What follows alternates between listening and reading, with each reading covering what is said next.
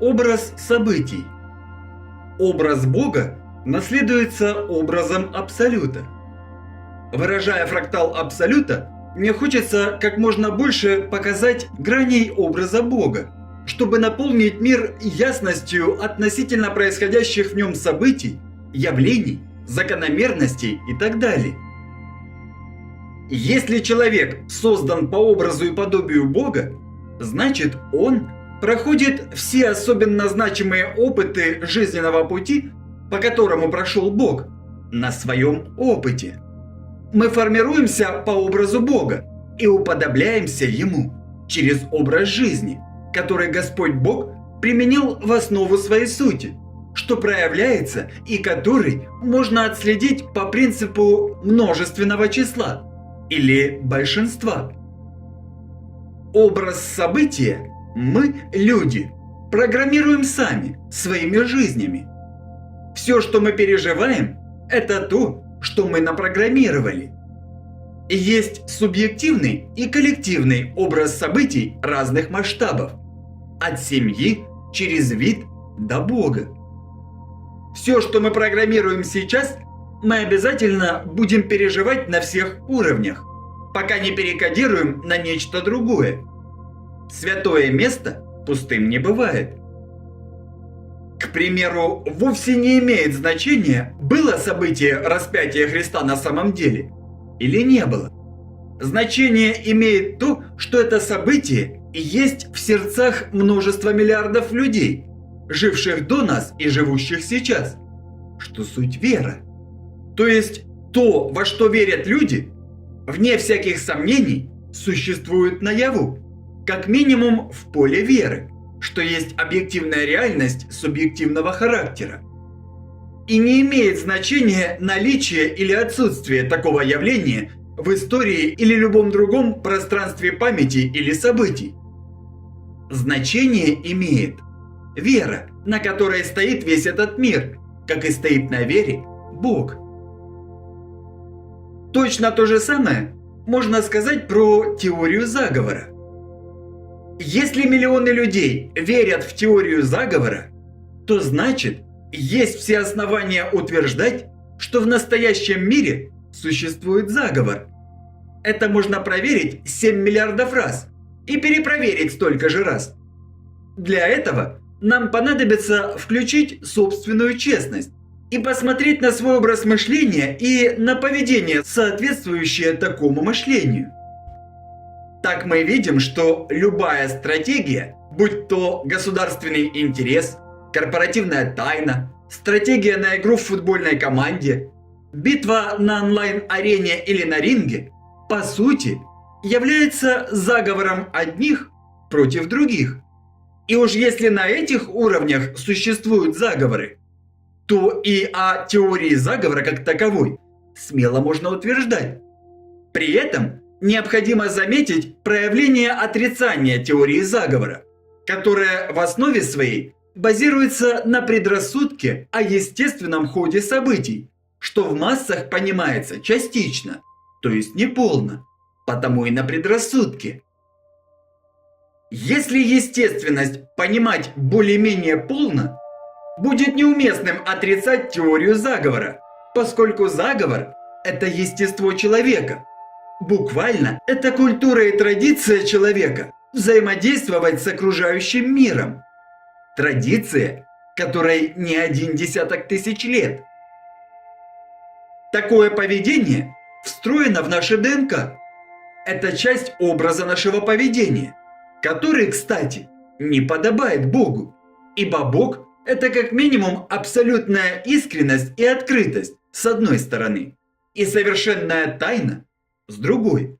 Ибо Бог всегда загадочен и непознаваем до того момента, когда Он сам нам себя не откроет, что обусловлено нашим состоянием готовности к такому открытию, прозрению. Точнее будет сказать, что и у Бога есть этот образ заговора, однако более развитого иерархического порядка, к примеру, замысел. Я подвожу к тому, что если в нашей действительности есть такой значимый, больной и влиятельный для нас образ события распятия Христа, распятие личности, когда одного распяли за всех, когда правду променяли на ложь, добро на зло, то это значит, что мы тоже обязательно переживем это событие. Правда, кто-то уже пережил, кто-то переживает в настоящее время, а кто-то переживет это событие в будущем. Здесь тоже можно привести элементарный пример, и далеко не один. Каждый раз, когда в тюрьму попадает невиновный человек, это распятие Христа в какой-то степени. Каждый раз, когда правду, честь, справедливость, праведность поносят, уничижают или отрекаются от, можете не сомневаться, что в это самое время происходит то самое распятие Христа на молекулы невежества. Христа, который суть добро. В истории человечества существует слишком много примеров, глядя на которые трезво, будет трудно усомниться в праведности излагаемого. Так, например, если посмотреть на события Холокоста, кто посмеет сказать, что это не было распятием коллективного Христа? Или если посмотреть на репрессии, гулаги, голодомор прошлого тысячелетия, кто посмеет сказать, что это не было распятием коллективного Христа? А рабство и притеснение чернокожих, разве это не тот самый образ распятия Христа? А использование и притеснение женщин, это ли не распятие Христа? Христос – это ведь образ праведности и абсолютного равенства, что в каждом его слове засвидетельствовано. Зачем мы его снова и снова распинаем? Быть может, пришло время перепрограммировать образ события? Может, пусть лучше воскресает Христос? Здесь же следует понимать, что притеснение педофилии и других проявлений болезненности вида нельзя подтягивать под образ события распятием Христа. И понятно почему. Однако, судя по тенденциям настоящего вектора движения развития социума, есть опасение, что очень скоро педофилы, убийцы и куклус-клановцы заявят о своих правах, как о правах меньшинств, с которыми потребуют считаться. Похоже, это они спонсируют крайности, которые мы все видим в современных движениях, неоднократно упомянутых в этой книге, расшатывая представления и понятия нормальности, истощая ценности и нормы морали. То самое время, когда несправедливость доминирует над правдой. Распятие Христа – это событие, которое длится во времени, и будет трудно не заметить, что это событие продолжается и по сей день. Сейчас, насколько нам известно или неизвестно, в распятии находится вся Северная Корея. Сейчас войной пытаются распять Украину. Сейчас в России и Белоруссии узурпаторы насилуют свои народы репрессиями, пропагандой и подавлением. Сейчас во всем мире распяли права и свободы граждан. Распяли права и свободы всего человечества. Все это происходит прямо сейчас, и мы тому свидетели и соучастник, кто в какой степени. И для меня все эти события есть ничем иным, как знамением о грядущем воскрешении масс. Сейчас то самое время, когда пришел черед воскреснуть всем нам во славе Бога, в праведности, и явить миру и прежде всего самим себе, человечеству, единство, которое возможно только в мире праве, который стоит на праведности всех присутствующих в нем и составляющих его основу. Существует некоторое множество центральных образов событий жизнью, которые обязательно проживают все и каждый. Образ события человеческого вида масштаба планеты Земля. Будь то образ множественного облома, который запрограммировали немногие многим с момента распада Советского Союза и ранее того. Или образ безусловной любви, который запрограммировали немногие многим, заботясь об окружающем мире больше, чем о самом себе.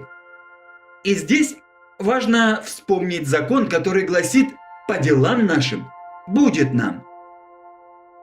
Это говорит о том, что все, кто обламывали, тоже обязательно обломаются. А те, кто любил и заботился, получат любовь и заботу. И это неизбежно, поскольку, как уже говорилось ранее, промежуток между совершенным деянием и моментом воздаяния сокращается и обязательно растворится вовсе. То есть отсрочек больше не будет. Больше нельзя перекладывать свои промахи на плечи потомков. Ответственность наступает моментально и сразу. Принцип причинно-следственной связи. Кто сотворил, тот и проживать будет. Однако не все так однозначно, ибо милосердию Бога нет пределов и границ, и каждый в каждый момент жизни может категорически изменить свою судьбу и принять любую из сторон грядущего мира сиюминутным поступком. Вопрос лишь в том, идем мы в одну сторону со всей Вселенной или пытаемся против этого потока буксовать. Пока мы живы, мы способны изменить абсолютно все. Даже коллективную пробуксовку землян против хода Вселенной и стратегии развития космоса. И как хотите, так и понимайте. Я же говорю прямо, ибо уверен, что все мы поголовно, каждый на своей шкуре, давно уже пережили все эти жизненные ситуации и опыты, испытали на себе все эти образы событий и сбора жизненного опыта, и поэтому обязаны воскреснуть. Если воскреснем мы, воскреснут и все те, о воскрешении которых у нас могут быть лишь сомнения. Акцент здесь на том, что выбор все же сделать придется. И выбор этот за каждым. И в каждом моменте времени, в каждом поступке, в каждом слове и в каждой мысли. Когда этот момент наступит, тогда сойдутся все звезды и будут расставлены все точки над «и». В том смысле, что все переживут все необходимые комбинации жизненного опыта. Опыт воскрешения, распятия, огорчения, ликования и другие, что формируют образ Бога в один момент снова. Так, каждый узрит Бога и вне всяких сомнений останется жить, прозревая и процветая внутри, создавая созвучие снаружи, в окружающем мире. Все как один. Что же касается этого момента, то здесь все просто. Поживем – увидим.